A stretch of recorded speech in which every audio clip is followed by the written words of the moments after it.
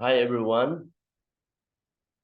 I'd like to talk to you this topic, the heart of God. This topic is not easy to talk about. It's because I am just a simple man, but studying the Bible, God has been using simple people, just like David. David is just a shepherd boy, but God called him to be his champion. I'm just a simple man. I hope that God can use me as his champion to share to you ideas, exciting ideas, insightful, and informative ideas to you. This topic, there are three questions that we need to answer. Number one is, who is the source of God's mind and body in the created world? Number two, what is the center of God's personality? And number three, is God a happy God or a sorrowful God? Let's start by answering question number one. Who is the source of the mind and body of the created world? In human being, we exist through our mind and body.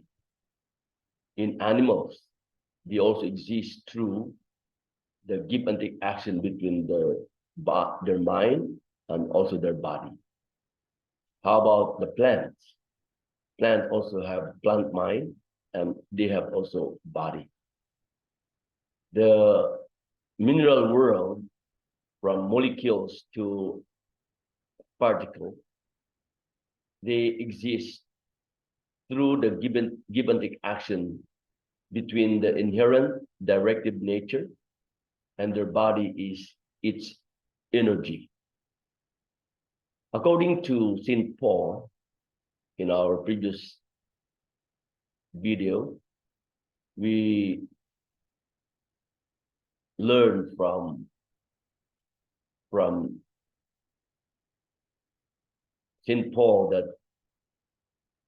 we can learn God's nature by observing the world of creation. If the world of creation has mind and body, God also must have mind and also body. It's because God is the one who created this world. God's mind, we call it the universal mind. It is the mind that God uses to control the whole universe. If we think of God as big, God is very big. But if you think of God as small, God is very small. God can enter into needle's eye. And God can enter into our body without us noticing. So God's mind is, we call it the universal mind.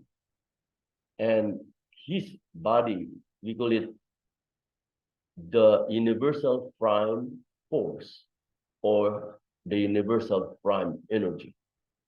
In science, we call it prayer energy or prior energy. This prayer energy, God endowed to each created being for them to engage in give and take action. And through the power generated from giving and receiving action between their mind and body, power is generated. And this power is needed for existence, for multiplication and action. But the center of God's mind is his emotion. So his heart is the very center of his emotion.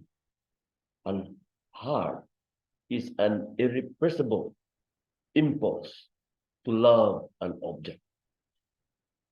God, he has that heart, and his heart has been looking for an object to love, because only through an object of love that God can be happy. And who is that object of love for God?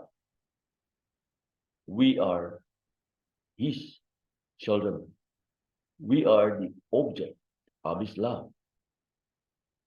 So God give very much importance to us, human beings, because only through us that he could feel joy and happiness.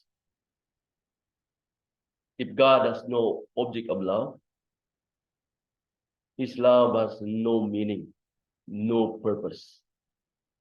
It's like if we as human beings, if we have love, but we don't have an object, we don't have someone to love to, our love has no meaning, no purpose.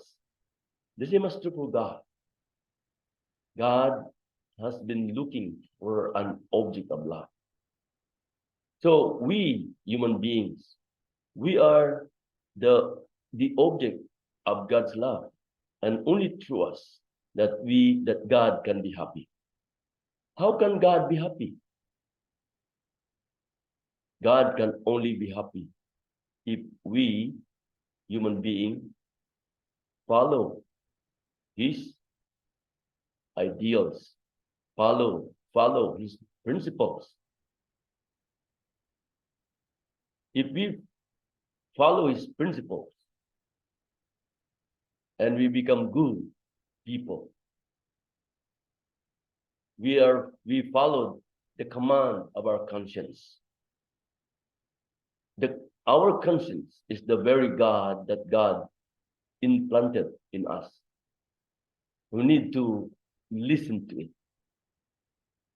because our conscience will always lead us to do good, because it is the very God that God implanted in us. So if we just ignore the command of our conscience, especially if we are about to do evil, to do bad action, and we commit the mistake, we commit evil, who will know first? We as individuals, we will know that we do mistake, we commit mistake. And next, God will know of our action. So, my dear viewers, it's now time for us to reflect. How have we been living our lives until this very moment? Have we followed the command of our conscience? Have we purified our hearts that God can dwell there? To answer our last question, if God is a sorrowful God or a happy God? God is a sorrowful God. He already experienced too much pain and suffering since time immemorial, during the time of creation, during the time of Adam and Eve. God commanded them not to eat the fruit of the tree of the knowledge of good and evil. The moment you will eat, you will surely die. But our first ancestors, Adam and Eve, did not obey God's commandment. Instead, they followed the words of the devil, Satan. They ate the fruit, and from that time on, they were separated from God.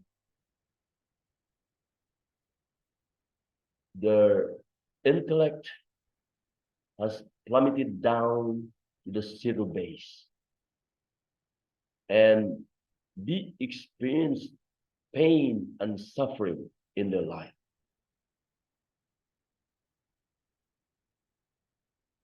So, my dear viewers, this commandment of God must be explained in details, because this commandment of God is still relevant in our time, because God is eternal, and His words and His commandment must remain forever.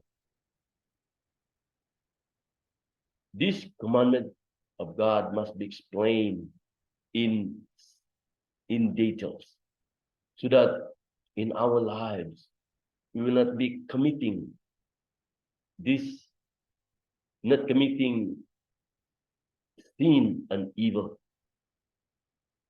in our lives, because we are giving pain and suffering to God.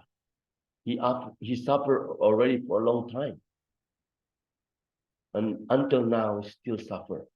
It's because we are not following His commandment. We commit mistakes. We kill people. We rob. We are robbers. We are kidnappers. We are murderers. We are the worst animal in this world. We are worse than any animal in this universe, in this earth.